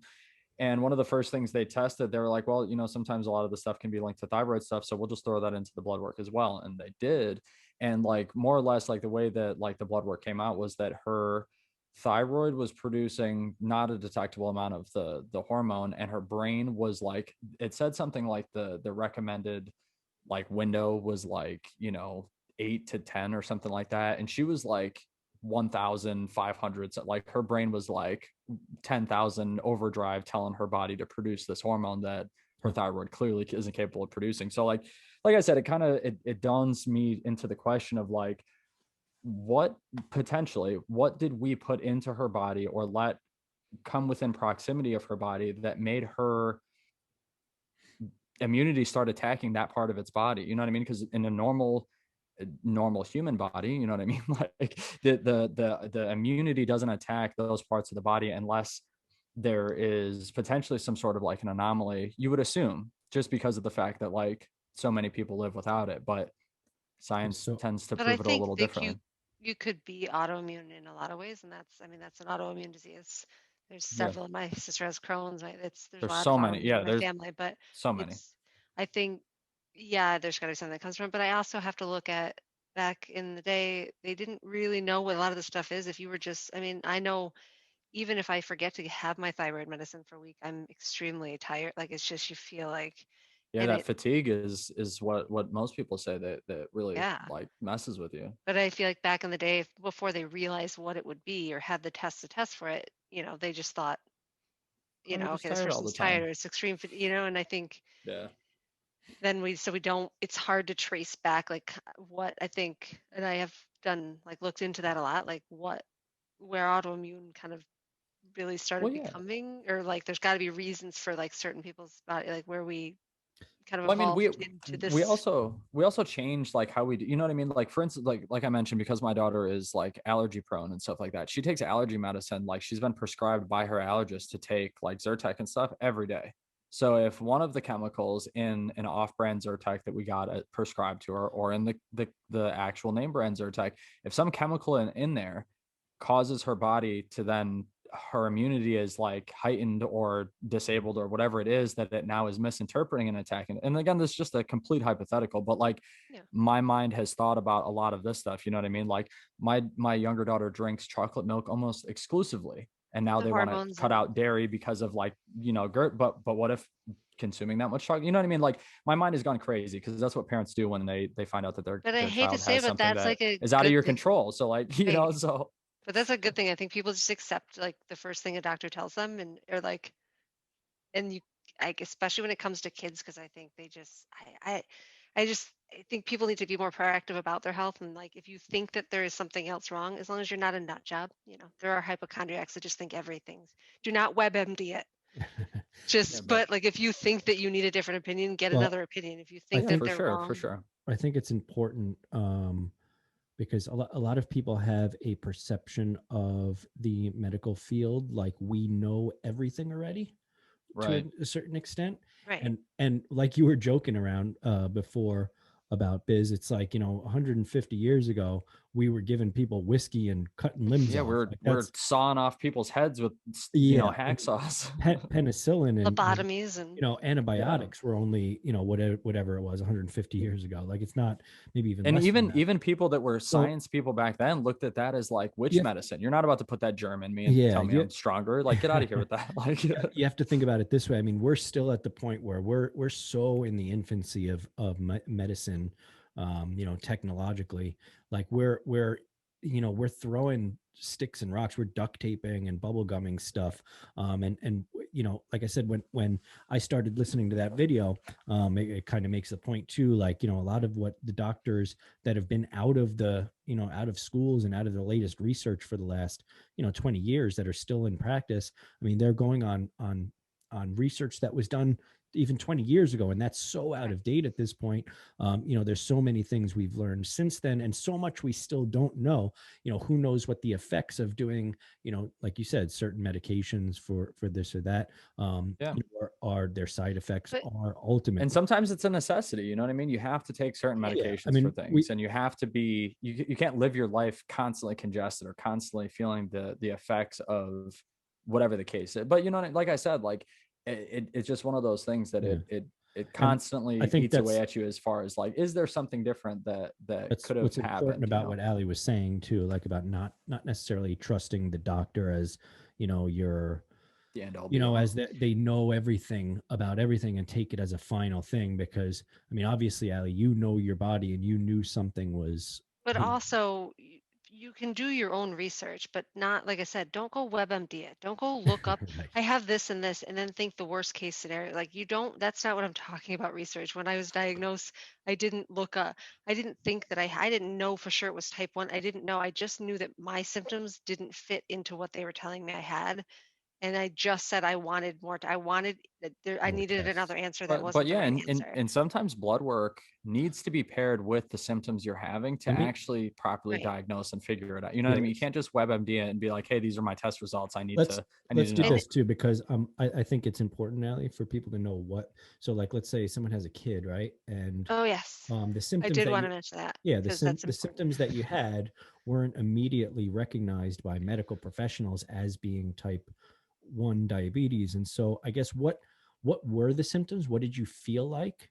And then Because I think if you were a kid experiencing it, and you were to like explain it to your parents, if there's any parents listening that maybe their kids are having, so that's what's tough because I don't think it's necessarily when they're very young. It's tough for them, I think, to really know how to explain it to you. So like parents should look out for it's more like something by the time your kid gets to be, 4 or 5, a lot of times they're not taking like a midday nap or something. A lot of them don't. And but if they're constantly wanting to nap and then still like they're falling asleep all the time at weird times, they're very tired, it'll be constantly thirsty. Not just like, but I mean like wanting to down like a child typically isn't going to drink an entire thing of water every hour, but they'll wake up and multiple times in the middle of the night for water. But because their sugars are high, that's usually because type 1 diabetics, we have lows, but we also have the highs. And if they haven't so had insulin yet, then let's they're just going to trend clarify that. high. Let's clarify that. So when you say highs and lows, you're saying So high blood sugar. So there's times, like if I get sick, I could stub my toe. I can have a bad day. Your blood sugars are literally affected by everything, your mood, your hormones. So I can have highs. You should typically a normal person that's not any kind of diabetic, your range is normally, and if you get up to 100, that's pretty high.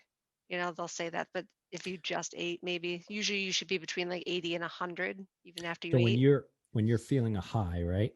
What Yeah, if what let's happens? say What's before that like? yeah, before you had the pump and you knew, what did that feel like? And then what is the extreme of that when you start going into where there's an issue where you have to be So genuinely, and this is what they say parents should look out for too, if kids are getting really high, so before they're typically diagnosed even as type 1, they'll be high because they don't have insulin yet to bring it down.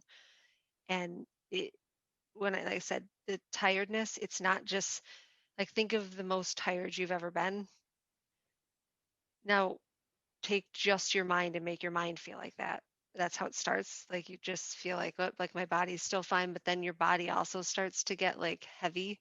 So typically you'll want to sleep. You can't do much or focus on much of anything. And then as you keep spiking, you will naturally get irritable. You'll snap on people a lot because your body's like, it doesn't know what to do and it's trying to stay alive, but you don't. So but you also can't think straight. So anybody asking you a question is like, just shut the hell up.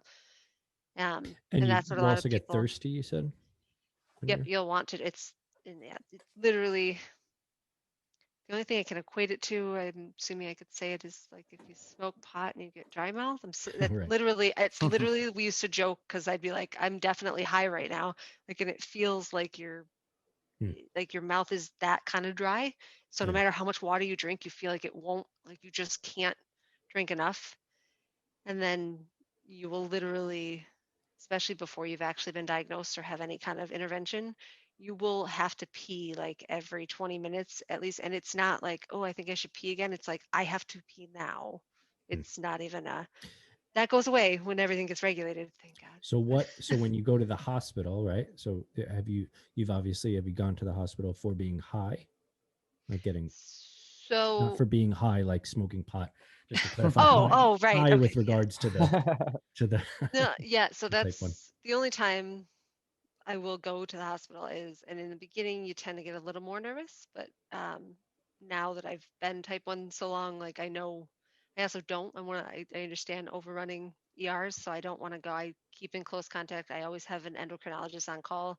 So if I'm trending high, which can happen because if your body's going into DK, which is diabetic ketoacidosis, people use diets like the keto diets for us. That would mean that the ketones has spilled over into our urine and our blood is turning acidic, basically. So all of my organs will start to shut down, or they'll at least get to a point where the most of the your blood is going into your organs in overtime, trying to keep them alive, but your blood's turning acidic, so there's not a lot of good blood left.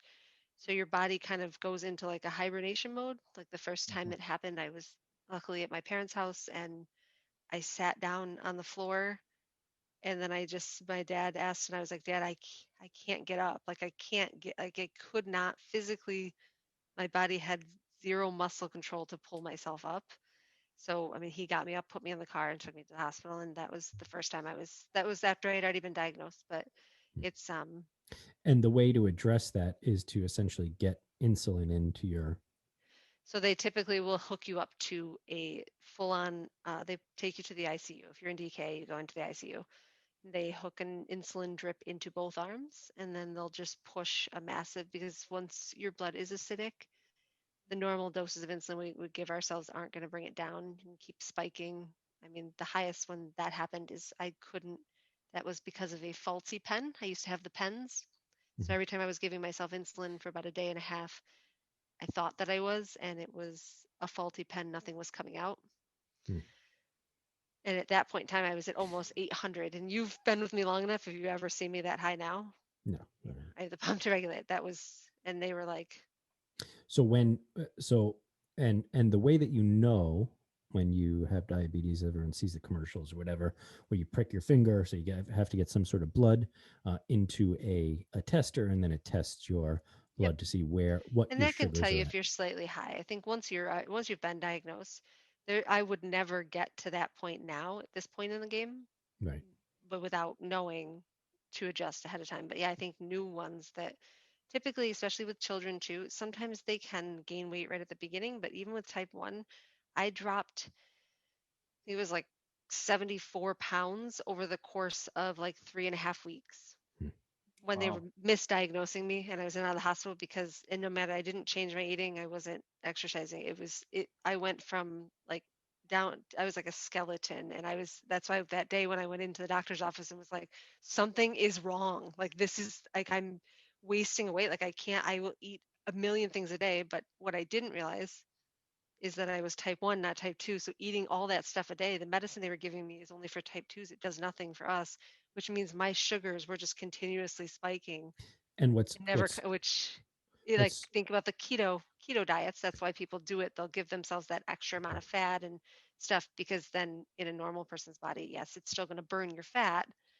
In our body, like it's just going to keep going. It's never going to come back down. And then and then if on you the lose, low side, what is the low side? Like if your sugars are low, right? So that's if would that happen? I mean, that would happen one if you didn't eat enough carbohydrates or or if I sugars, right? accidentally gave myself too much insulin, maybe I corrected wrong for a, that's, that's also, I think once in a while I've been So what low. is yeah, what is that? You've been around me low. We do get a little like, don't don't don't get mad at us if you like do you need anything else? You know, we're just like shut the hell up, just shut the hell up, Right. because it literally you get. I normally feel it at my feet first, but you get shaky, Mm. and start with your limbs. I can see my hand shaking because all the blood is going from your limbs and your extremities, and going in to the center of your body.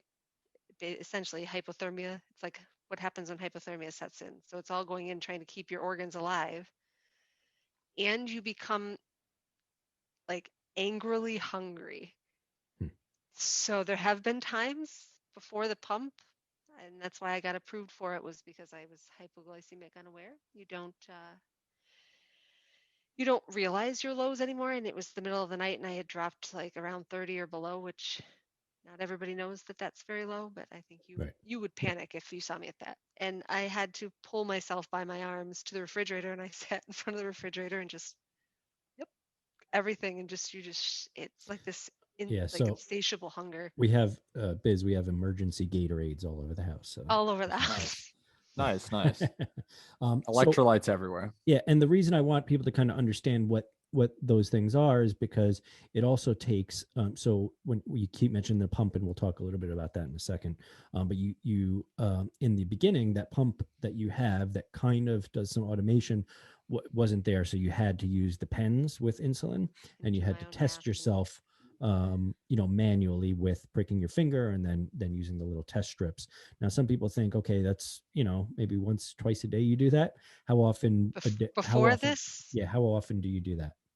probably 10, 15 times a day. And each time you do it, especially if you're about to eat, I used to have to, ready, I'm a mathematician. I used to have to tell myself, okay, the pump says my sugar's at this. So I'm going to give myself 1 unit for every 15, every 15 units over 130 that my blood glucose is. So I have to do that math. And sometimes you have to put the fractions in there, like, okay, and then I'm going to eat this. And I have to give myself 1 unit of insulin for every 15 grams of carbs I'm going to eat. So you have to literally measure out every carb plus how much insulin you think you have on board, because without the pump, you don't know how much you gave yourself earlier and how much is still in there, which is why you have a lot of highs and lows because you mess up a lot. But every time I wanted to eat a meal, that's what I had to do. I had to figure out this math, this math, this math, and hope I was right, because sometimes you can't give yourself with the pump. I can give myself a fraction of with the pens. It's 1, 2, 3. You can't do like 1.5 units. It's not. It's just not a Right. thing. So you're So just basically having type 1 without the pump that you have now is basically a 24-hour a day, 7-day a week, um like you're acting as your own organ essentially. I used to have to um, wake myself up every couple hours at night because you had to, before this, to test yourself, because you can't trust that you're going to make it through the night. Not, so you never have a normal night's sleep. You can never not eat something and not think about all that and math this and only makes that slightly injecting better yourself. because we still have Right. to do all that. But the pump is, but that's what So I'm saying is these people that don't have good health insurance, they can't. I'm lucky with the health insurance I have. Like, it well basically, let's other than that high deductible in January, yeah the rest of the let's year, they, let's let's talk about, like, we'll go into that. So one, um uh like I was saying, we're sticks and bubblegum and duct taping at this point. A lot of what's going on, including diabetes, both type 1 and type 2, really. But the especially the type 1 and a lot of other ailments, I mean, are just we're really at the beginning of being able to understand and treat things and actually fix them. So the insulin part of it, that the cost of that has fluctuated quite a bit in the last couple of years. that's an understatement. That's, So there's of course that, and without that insulin, let's say injection, right? I die. What would happen? So how how I would imagine, I mean, I don't know, every body is different, but so I could probably, if I stopped and said today, I'm not taking any more insulin, by within a day or two, I'm going to be like pretty, like, I'll be peeing every 20 minutes, which you get very dehydrated very quickly, which is what kills most if they get too high for too long. But you would get that within a day or two, you're going to be dehydrated like severely. Then honestly, after probably 3 or 4 days, DK is for sure going to be setting in. So your blood will start becoming acidic. And honestly, maybe in, if you eat nothing, very minimal with zero carbs, only enough to like mediate yourself, you could probably make it up to 2 weeks without insulin. But I mean, you're going to be incredibly close to death at the end there. But in most cases, that's not how it works. I could eat nothing but like zero carbs, but then only eat just enough carbs to keep myself elevated if I want, and be like, okay, great. And people think, well, then you could just not take the insulin because you don't have to correct for anything. It's like, no, definitely not how it works, because yes, I'm going to drop. I could eat that minimal amount and it's going to bring me up where I need to be. But like I said before, if I stub my toe, if I watch a show and it makes me cry, if I happen to be getting a cold and I just don't know it yet, all of that raises your pain, raises Right, your. right. You saw me going low the one day and we had nothing there, and I sat there pinching my arm because just getting your pain receptors can bring your sugars back up. And so when we talk about the cost of especially insulin, I Is mean, if you bullshit. yeah, if you don't have that, and you don't have the means to pay for that, you don't have insurance. People do things like rationing their insulin supplies. They don't have enough to potentially for what they need, and they die from the fact that they don't have enough money to buy the medical supplies I that mean, it's less on a major scale, but the same thing goes for epinephrine. Like EpiPens are super expensive. They're really, really They are literally expensive. though on the same. It is like for both of those, like they're both. They're It's not. life-saving It's a medicine. necessity. Like it's Right, not right, something that like if you are like kids have like a peanut allergy, like, and usually peanut allergies aren't mild allergies. They're like, right. if the kid. So what if, I mean, think about being a parent, like you M- said My too, daughter, my you daughter can't has a tree afford. nut allergy, so she's allergic to Yeah. every nut that's not a peanut. So like coconuts, macadamia nuts, Yep. almonds, literally everything. And she's So got the it's dairy thing. So like, necessary to have yeah. the EpiPen. Like you can't not. Now, I, luckily, because she's under 18, she has right. like really phenomenal insurance, and we have like 4 or 5 EpiPens. So like, we're very lucky. But like, I know families that haven't had EpiPens, and I've had to be like, so I'm gonna leave these two right here on the counter, and if they're gone when you leave my house, I right. get it. Like, you know what I mean? Because like, they come two in a package, and like they're $600, I think, a shot. Yep. So like, a box is $1,200 to make sure that your kid has 15 minutes or less, Well, or 15 minutes window to get to an ambulance, because they don't, yeah, and a shot of epinephrine only lasts let's 15 talk minutes. about You know what I this. mean? So you have that, right? So you have a peanut allergy, and that can, you can have situations where that is a necessity, but insulin is a Well, yeah. everyday I mean, yeah, I thing, have to. right? I So don't. I so can't. let's talk this. What's the, I guess, the going rate for a vial of insulin, and then how long would that typically last you? So it depends on what you're. So like, because I have to meet a deductible. So in January every year for a 1 month supply Like the uh, MSRP on a of vial. insulin, the 1 month supply, it ends up being, I think I get $100, so it's like 648 or something for a 1 month supply. For 1 month. So And that's some that's people's just rent. the insulin that gets put like into my pump. Now I have good insurance, so all the pump supplies every 3 months are about 9 grand or so, and they have to send them to me, which every year I have to jump through a hoop and fill out all this paperwork to confirm that I still can keep getting this and they can take it away from me whenever they want, which they That's so don't. weird, because you're using it for an incurable thing. So unless a miracle's happened, they should just auto qualify. Like, They that's what I'm really saying. Like, should, but what a they don't. broken system. Like, That's what I'm saying. They're always like, nope, okay, it's that time of year again. And they make me get a note from my general doctor, who doesn't even treat me for this, my endocrinologist. Just to get approved for this, it took over a year, and I had to literally write like an I can essay. understand the initial approval, you know what I Yes. mean? But like, beyond that, it's like, what the hell is wrong with you people? Like, I good think we lord. lost your camera, Biz. Yeah, we did. I'll switch over to the HD camera, but I have All right. less of a cute backdrop now, because Okay, that's fine. But it's a that's weird the angle. problem is they make people like it, and I understand like every once in a while they'll try to like switch me to a more generic insulin, and I'm always like I've tried them, but unfortunately for my body, like they're too synthetic that they don't do what they need to do.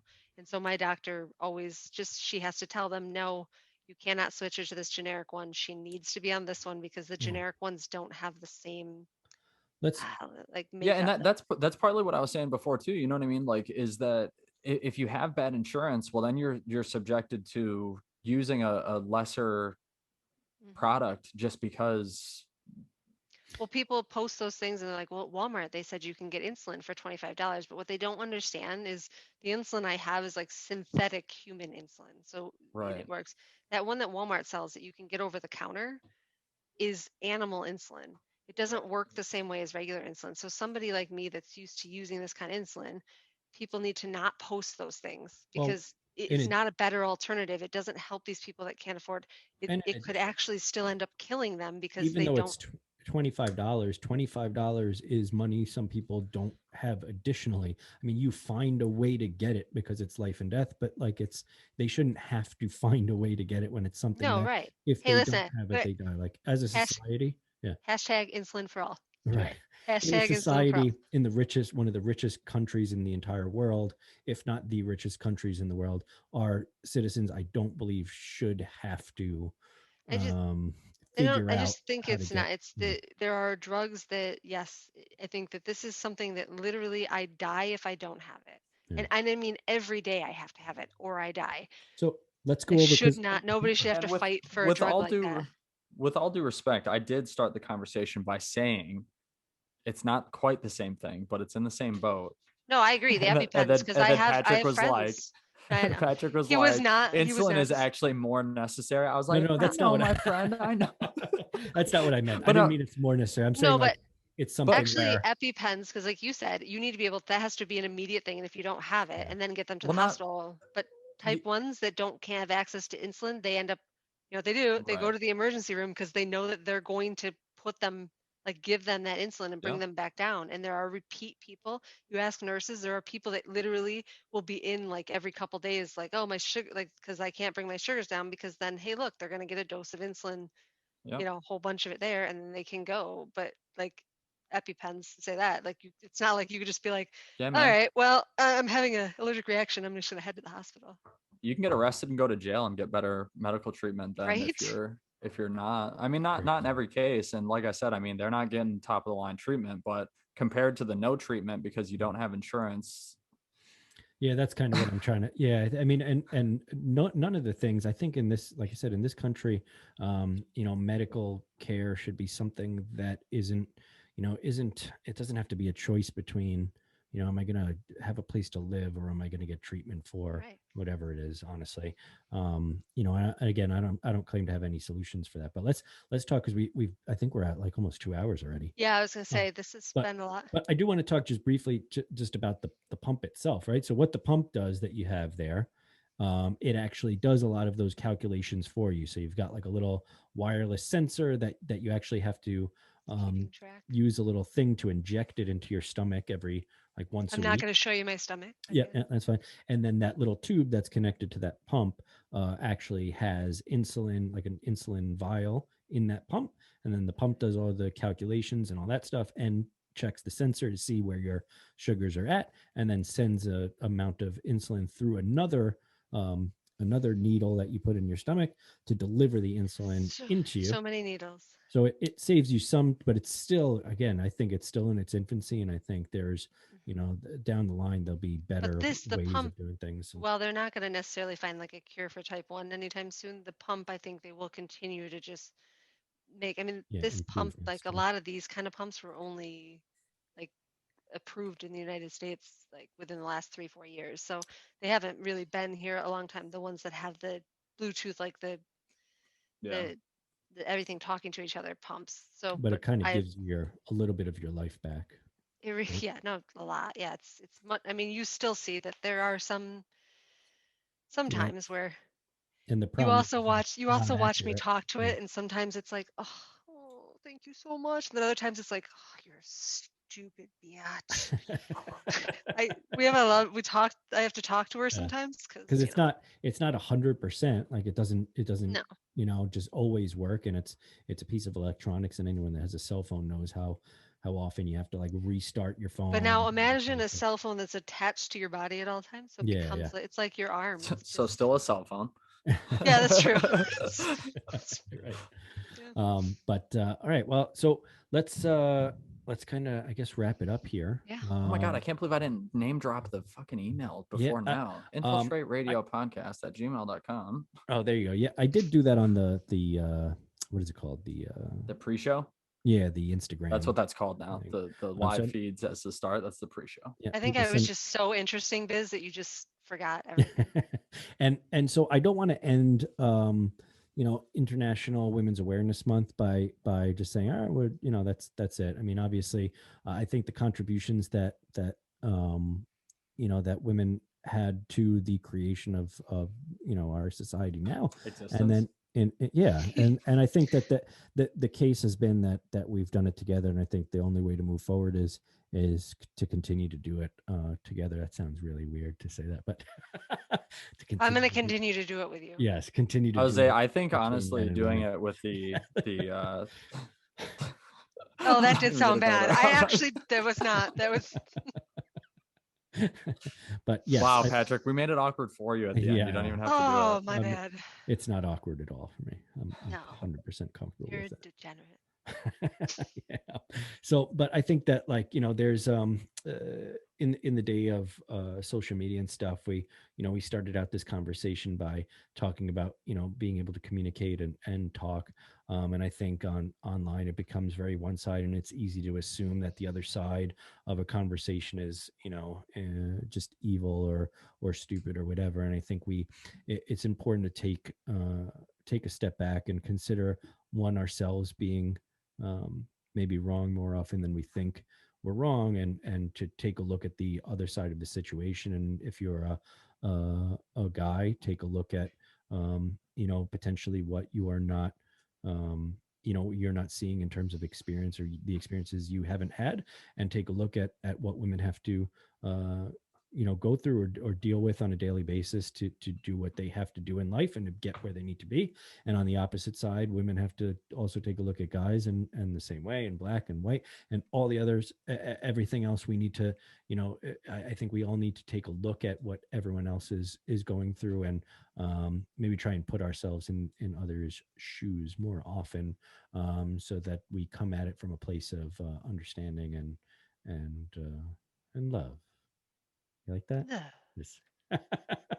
And I think the world will be a better place, because I think that just everyone has contributions, and I think we're worse off if we don't seek to accentuate everyone's strengths, and allow them to um, be brought Yeah, into. I really wanted to make sure that we kind of followed suit with Women's Awareness Month, and I really pushed the narrative for us to have all female guests, mostly just because of I don't know, like I feel like when it comes to highlighting people, women are highlighted a lot now, obviously, like in our generations and stuff like that. But like, I don't know, the fact that it's just Women's Awareness Month, I wanted to get our female guest numbers up there. Really, we have a lot of male guests, and I figured dedicating an entire month to just female guests, and we kind of had, although similar style guests that we usually did, we had ones that were, in my opinion, a little more interesting than some of the ones we've had in the past. So this month has had a great turnout of strong, independent female people that are just phenomenal, honestly. Yeah. Hell yeah. So, Ellie, thank you for coming on the show, and of course for being my girlfriend. I appreciate that. Yes, I'll see you in the living room in a few Yes. minutes. We'll see you in like 5 minutes in the other room. So, I swear to God, if you're in my living room. No, I won't be. Not Yeah. this time. Yeah. But I like Biz every week. Biz's camera angle is different. It's a little bit of a change of pace every time. It's nice, Biz. This one, it'll probably stay about like this, except Yeah? we ran so long that I ended up having to use the Gotcha. webcam, I still gotta. I'm gonna give you the gift of that battery pack. I promise. Sure you will. Sure you will. I'm holding my breath, buddy. It's been 4 episodes. I've been saying that now, but thank you everyone for listening. Don't forget, subscribe, share. Next week, I think we've got food blogger. Don't quote me on that. I think so. I think Is you're it right. next week? Okay. But so. Chris Lindstrom. So we will hopefully that will be the case if we're not wrong. Thank you guys for listening. Thank you guys for your support. Remember to click on those links and support our sponsors. Allie, thanks again for being on. Thanks for having me. And we will talk to you guys next time. Bye. Right.